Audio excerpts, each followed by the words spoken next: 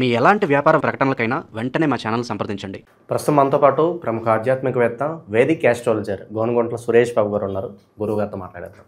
నమస్కారం గురుగారు. మణికంఠ గారు నమస్కారం అండి. గురుగారు, టైం చాలా ఫాస్ట్గా గడిచిపోతుంది. మనం సంవత్సరం చివరిలోకి వచ్చేసాం, డిసెంబర్ మాసంలోకి వచ్చాం. చాలా ఫాస్ట్గా టైం అయితే గడిచిపోతుంది. ఓవరాల్గా ఈ డిసెంబర్ మాసంలో మేషరాశి వారి పరిస్థితి ఏ విధంగా ఉంటుంది, ఎలాంటి జాగ్రత్తలు తీసుకోవాలి, ఎలాంటి పరిణామాలు చోటు చేసుకునే అవకాశాలు ఎక్కువగా కనిపిస్తున్నాయి అంటారు? సో ఇది నాకు ఆశ్చర్యం అండి. ఇదిగో అదిగో అనుకుంటా నేను టీవీలో ఇంటర్వ్యూ ఇవ్వటం ఇది 3వ ఏడు. సో రేపు వచ్చే న్యూ ఇయర్ రాశి ఫలాలు కనుక చెప్తే నేను 3 సంవత్సరాలు సక్సెస్ఫుల్గా ఇచ్చినట్లు అనమాట. సో ఒకటి నాది హిస్టరీ వెనకెళ్ళి చూసుకుంటే, ఇంకా వెనకెళ్ళి చూసుకుంటే కొంతమంది ఎవరన్నా ఏం జరిగింది అని చూసుకుంటే వాళ్ళు కంపేర్ చేసుకోవచ్చు, ఎంతవరకు మ్యాచ్ అయింది నేను చెప్పిన దానికి. ఇదొక సంతోషం. అన్ఎక్స్పెక్టెడ్గా లైఫ్లో కొన్ని జరుగుతూ ఉంటాయి. ఏంటంటే రాశి ఫలాన్ని ఇలా చెప్పడం అన్ఎక్స్పెక్టెడ్ నా లైఫ్లో. సో విత్ డివైన్ గ్రేస్, గురువుల యొక్క కృప వల్ల ఏదైతేనేమి ఇక్కడ కూర్చున్న ఒక అవకాశం మనకు కలిగింది. మేషరాశి కనుక చూసుకుంటే డిసెంబర్ మంత్, ఫస్ట్ ఈ డిసెంబర్ మంత్లో 2 ముఖ్యం. ఒకటి, ఇది మనకి ఇయర్ ఎండ్ మంత్ కాబట్టి ఎవరైనా రిజల్యూషన్ తీసుకోవాలన్నా కానీ, సంకల్పం తీసుకోవాలన్నా, ఒకసారి హోల్ ఇయర్ అంతా అసెస్మెంట్ చేసుకొని ఎక్కడో ఆగిపోయామన్న ఫీలింగ్ కనుక ఎవరికైనా ఉంటే ఒకసారి జాతకం చూపించుకొని ఏమైనా దోషాలు ఉంటే ఆ దోషాలను తీపిచ్చేసుకొని ముందుకెళ్ళిపోవడం చాలా చాలా ఉత్తమం. అయితే డిసెంబర్ 16 నుంచి ధనుర్మాసం స్టార్ట్ అవుతుందండి. మనకు తెలుగు రాష్ట్రాల్లో ఎక్కువగా ధనుర్మాసం బాగా చేస్తాం. మిగతా అన్ని మన క్యాలెండరు చంద్రమానం ప్రకారం చేస్తున్నా సూర్యమానం ప్రకారం మాత్రం ఈ ఒక్క మంత్ని బాగా జరుపుకుంటాం. ఎందుకంటే వైష్ణవులకి ఎంతో ప్రీతికరమైన మాసం అని మనం ఇళ్ల ముందు ముగ్గులు వేస్తూ ఉంటాం అనమాట. రంగోలీలు వేసేస్తూ ఉంటాం, కల్లాపు చల్లుతూ ఉంటాము. ఆ టోటల్ ఊళ్ళు వీళ్ళంతా హరిదాసులు రావటం బాగా మనకి ఏమంటారు, సంక్రాంతికి సంబంధించిన ఉత్సవాలు సంబరాలు అంతా ఇక్కడ నుంచి స్టార్ట్ అయిపోతాయి. ఈ 2 ముఖ్యమైనవి ఈ మంత్లో, ఈ ఇయర్లో. ఎవరైనా ఇప్పుడు చెప్పుకున్నట్లు రిజల్యూషన్ తీసుకుని నెక్స్ట్ 10 రెట్లాగా వెళ్ళాలనుకున్న వాళ్ళు జాతక చక్రం చూపించుకోండి. పరిహారాలు ఏమైనా ఉంటే చక్కగా మీ రాశికి అనుగుణంగా ఉంటే చేసుకోండి. మేషరాశి కనుక చూసుకుంటే ఈ రాశి వాళ్ళకి మనకి మే నుంచి లాస్ట్ జనవరి నుంచి మనకి ఏలినాటి శని స్టార్ట్ అయిందండి. అయితే లాస్ట్ 2-3 మంత్స్ వీళ్ళకి ఏలినాటి ప్రభావం నుంచి కొంచెం బయటపడ్డారు. అయితే ఈ డిసెంబర్ నుంచి ఏలినాటి శని నార్మల్గా స్టార్ట్ అయిపోతుందండి. మళ్ళీ యాజ్ యూజువల్గా శని ప్రభావం వీళ్ళ మీద ఉండి బాధలు పడే అవకాశం చాలా ఎక్కువగా ఉంటుంది. కేర్ఫుల్గా ఉండాలి. మేషరాశి వాళ్ళకి ఏలినాటి శని ప్రభావం గురించి మన ఇద్దరు కాంబినేషన్లో ఒక వీడియో కూడా ఉంది, ఒకసారి దాన్ని చూడండి. పరిహారాలు కూడా చెప్పామన్నమాట. బేసికల్గా ఈ టైంలో కొత్త వాళ్ళని నమ్మటం, భార్యాభర్తల మధ్య రిలేషన్షిప్స్ 3వ వ్యక్తులు అయ్యి డ్యామేజ్ చేసే అవకాశం ఎక్కువగా ఉంటుంది. తర్వాత నమ్మిన వాళ్ళు మోసం చేయటం, చీట్ చేయటం, ఇవన్నీ జరిగే అవకాశాలు ఎక్కువగా ఉంటుంది. మెయిన్ ఫైనాన్షియల్గా చాలా చాలా టఫ్ అయిన సిచ్యువేషన్ ఉంటుంది. మీరు చేస్తున్న పొజిషన్ కూడా కూలిపోయే అవకాశం ఎక్కువ ఉంటుంది. కొంచెం జాగ్రత్తగా ఉండటం ఈ మేషరాశి వాళ్ళకి చాలా చాలా అవసరం.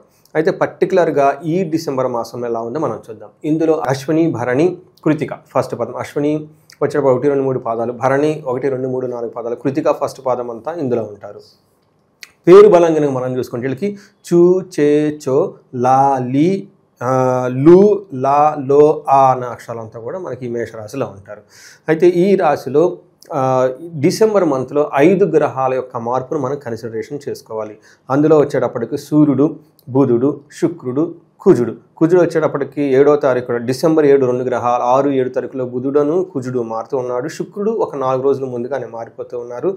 సూర్యుడు వచ్చేటప్పటికి డిసెంబర్ 16వ తారీఖున మారుతున్నారు.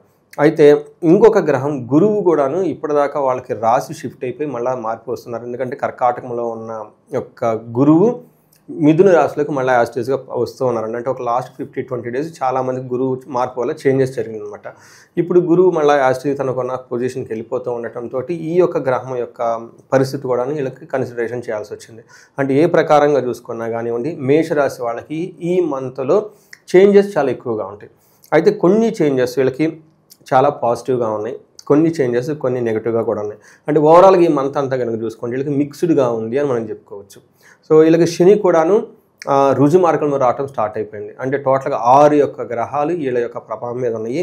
3 గ్రహాలు అనుకూలంగా, 3 గ్రహాలు ప్రతికూలంగా ఉన్నాయి. ఓవరాల్గా మనం చూసుకుంటే సూర్యుడు వీళ్ళకి మిక్స్డ్ రిజల్ట్ ఇస్తాడు. 9వ ప్లేస్లో ఉండి 3వ ఇంటిని చూస్తూ ఉంటాడు.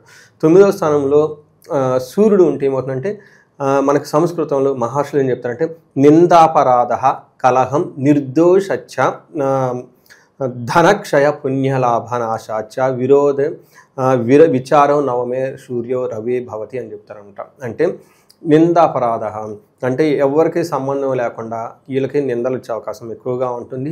నిర్దోషి అయినా వీళ్ళకి ఎలాంటి దోషం లేకపోయినా కానీ వేరే వాళ్ళ చేతితో గొడవలు పడే అవకాశం ఎక్కువగా ఉంటుంది. ధనక్షయం, ధనం కోల్పోయే అవకాశం ఎక్కువగా ఉంటుంది. పుణ్యలాభార్థ నాశచ, మంచి ఉద్దేశం తెలియదని కనుక పని చేస్తే హెల్ప్ చేయాలని, లేదంటే ఆఫీస్లో కానీ ఇంట్లో కానీ వీళ్ళని ఏమంటారు, దానికి సరైన రిజల్ట్ రాకపోవడంతో వీళ్ళని మిస్అండర్స్టాండ్ చేసుకునే అవకాశం ఎక్కువ ఉంటుంది. సో కానీ ఓవరాల్గా సూర్యుడు అన్ని విధాలు కొంచెం మంచిగా చేస్తాడు. ఇందాక చెప్పుకున్న విషయాల్లో తప్పక మిగతా అంటే ఓవరాల్గా మనకు సూర్యుడు ఏం చేస్తాడంటే అనవసరమైన గొడవల్ని, నిందల్ని, వీళ్ళ అమాయకులైన వీళ్ళ మీద దుష్ప్రభావం చేసే అవకాశం ఆఫీసులో కానీ ఇళ్లలో కానీ ఉంటుంది. ఇది ఒకటి మైండ్లో పెట్టుకోవాలి. పాలిటిక్స్ నుంచి దూరంగా ఉంచుతారని చెప్పుకోవచ్చు అంటారా?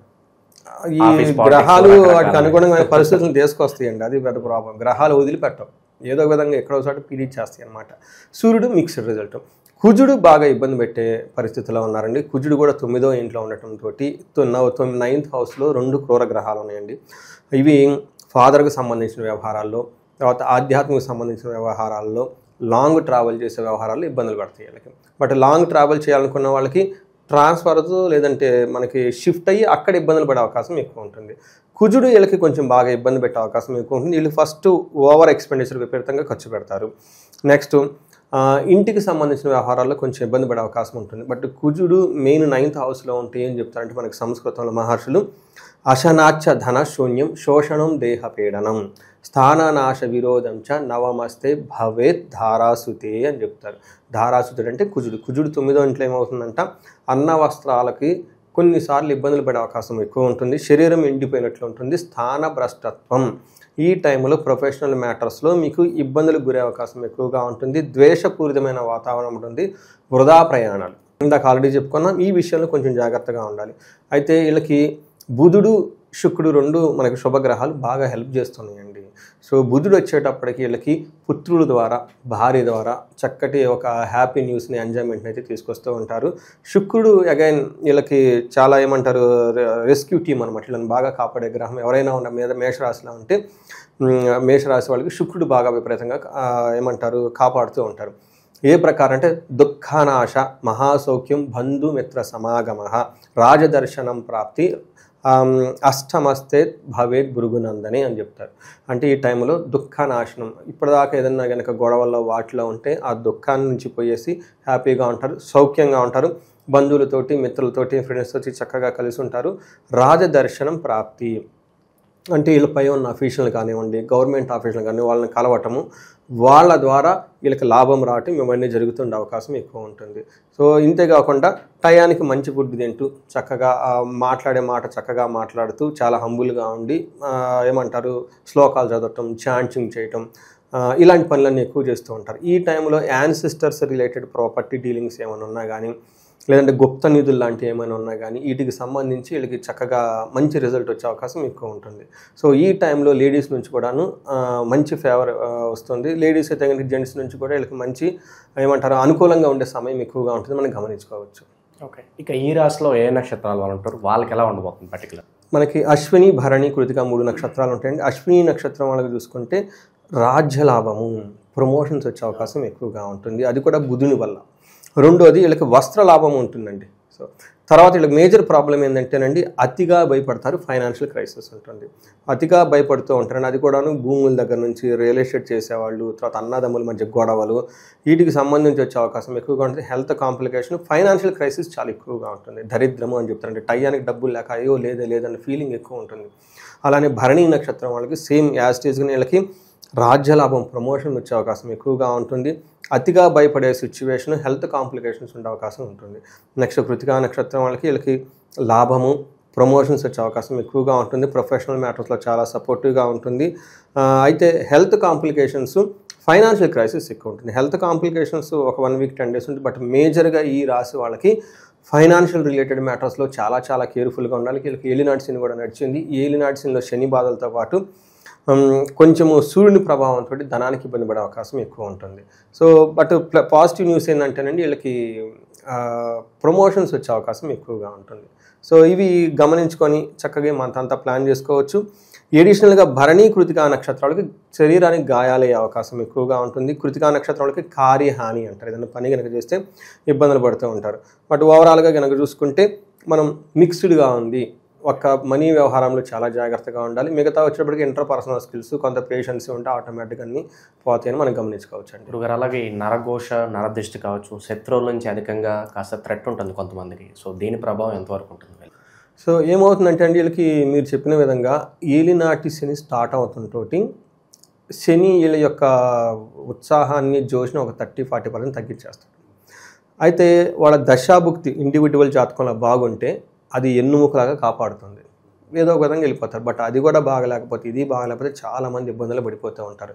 ఈ టైంలో దిష్టి ఉంటుంది, నరఘోష ఉంటుంది, అప్పటిదాకా నిద్రావస్థలో ఉన్న కొన్ని యోగాలు ఉంటాయి, లైట్గా కాలసర్ప దోషము, లైట్గా కుడిదో, అంటే అవి పెద్ద పెద్ద దోషాలు లైట్గా ఉంటాయి. ఈ టైంలో అవి కూడా ఏమంటారు యాక్టివ్ అయిపోతాయి అన్నమాట. అందుకని వీళ్ళు చాలా జాగ్రత్తగా ఉండటం అవసరం. ఈ రాశి వాళ్ళకి మనకి ఏలినాటి శని ప్రభావం నుంచి బయటపడడానికి శనికి సంబంధించిన సంపూర్ణ ఏమంటారు శాంతి పూజలు చేసుకోవాలి. శనికి సంబంధించిన శని పాశుపతాభిషేకం చేయించుకోవాలి, దక్షిణ కాళీ అమ్మవారి యొక్క జపం చేయించుకోవాలి. ఇవి కనుక చేయించుకుంటే శని ప్రభావం చాలా చాలా తగ్గుతూ ఉంటుంది. ఇవి కాకుండా ఇండివిజువల్గా వాళ్ళు కొన్ని శ్లోకాలు, నేను ఎక్కువ శని పిప్పలాద స్తోత్రం చెప్తూ ఉంటాను. తర్వాత ఈ టైంలో వీళ్ళు తిరునల్లారు వెళ్ళటం, శనికి సంబంధించిన తైలాభిషేకం చేసుకోవటం, ఆ హనుమాన్ చాలీస చదవటం, ఇవి చేస్తూ ఉంటే చాలా బాగుంటుంది. ఈ రాశి వాళ్ళు మనకి న్యూ ఇయర్ రాబోతూ ఉంటుంది. బిజినెస్ పీపుల్ ఉంటారు, మిడ్ లెవెల్ ఎగ్జిక్యూటివ్స్ ఉంటారు, ఎన్ఆర్ఐస్ ఉంటారు. వాళ్ళు ఆల్రెడీ లైఫ్ 35 to 40 years ఉన్నవాళ్ళు వాళ్ళు ఫుల్ సెటిల్డ్ అయిపోయి ఒక రేంజ్కి వెళ్ళిపోయి ఉంటారు. కానీ ఈ టైంలో వాళ్ళు డౌన్కి రాకూడదు. సో ఈ ఉద్దేశంతో నేను ఎన్ఆర్ఐలు కానివ్వండి, బిజినెస్ పీపుల్ కానివ్వండి, వాళ్ళు ఇండివిజువల్కి జాతకం చూసి ఈ ఏలినాటి శని యొక్క ప్రభావం నుంచి ఎక్కువగా సఫర్ అవ్వకుండా బిజినెస్ పీపుల్ అయితే ఎలాంటి హోమాలు చేసుకోవాలి, లేదంటే మ్యారీడ్ కపుల్స్ ఏమైనా ప్రాబ్లమ్స్ ఉంటే ఎలాంటివి చేయాలని ఇవన్నీ మనం ఇండివిజువల్ వాళ్ళ జాతకం చూసి ఇంకా కొన్ని వాళ్ళకి రెమెడీస్ అవన్నీ మనం చేయించవచ్చు. కొంతమంది ఎన్ఆర్ఐలు నన్ను అడుగుతూ ఉంటే వాళ్ళకి నేనే దగ్గరుండి నా ఆధ్వర్యంలో వాళ్ళకి పూజలు హోమాలు ఇవన్నీ కావాల్సినవి చేపిస్తూ ఉన్నాను. కొంతమంది వేదాశీర్వాదం కూడా ఇప్పిస్తూ ఉన్నాను అనమాట. సో ఈ న్యూ ఇయర్ టైంలో ఇప్పటి వరకు మీరు అంతా వాళ్ళు ఇండివిజువల్గా వాళ్ళు ఈ మేషరాశి వాళ్ళకి అసెస్మెంట్ చేసుకొని last year to year to compare చేసుకోవాలి. వాళ్ళకి ఆ డిఫరెన్స్ తెలుస్తుంది, అంతకుముందు ఇయర్ ఎలా ఉంది, ఈ ఇయర్ ఎలా ఉంది, ఓవరాల్గా టైం లైన్ తీసుకుంటే ఖచ్చితంగా తక్కువగానే ఉంటుంది. ఎందుకంటే ఏలినాటి శని యొక్క ప్రభావం ఉండటంతో లాస్ట్ ఇయర్ అంత జోష్గా ఉంటుంది అని మీకు ఎవరైతే కనుక సెన్స్ అయితే ఇమ్మీడియట్గా అపాయింట్మెంట్ తీసుకోండి. జాతక చక్రాన్ని కంప్లీట్గా అసెస్మెంట్ చేసుకోవడం చాలా ఇంపార్టెంట్. అంతేకాకుండా ఈ రాశితో పాటు మేషరాశితో పాటు సింహరాశి, ధనుసు రాశి, కుంభరాశి, మీనరాశి వాళ్ళు పార్ట్నర్స్ ఉన్న ఇంట్లో ఫ్యామిలీ మెంబర్స్ యాక్టివ్గా ఉన్నా కానీ సిచ్యువేషను చాలా చాలా వరస్ట్గా ఉంటుంది. ఎందుకంటే శని యొక్క పెడలు డబల్ ఉన్నాయి ఆ ఇంట్లో. ఒకళ్ళు ఉంటేనే కష్టం, ఇద్దరు ఉంటే అది ఎడిపోతుంది అర్థం కాదు. అందుకని ఇలాంటి వాళ్ళు ముందు ఫస్ట్ తెలుసుకొని తగు పరిహారాలు చేసుకుంటే చాలా బాగుంటారు. ఓవరాల్గా ఈ డిసెంబర్ మాసంలో మేషరాశి వారి పరిస్థితి ఏ విధంగా ఉండబోతుందో చాలా బాగా వివరించారు. హోప్ఫుల్లీ 2026 కూడా ఎటువంటి ఇబ్బంది లేకుండా అంత సాఫీగా వెళ్ళిపోవాలని చెప్పి వీళ్ళకి మనస్ఫూర్తి కోరుకుంటున్నాను. ధన్యవాదాలు. ధన్యవాదాలండి.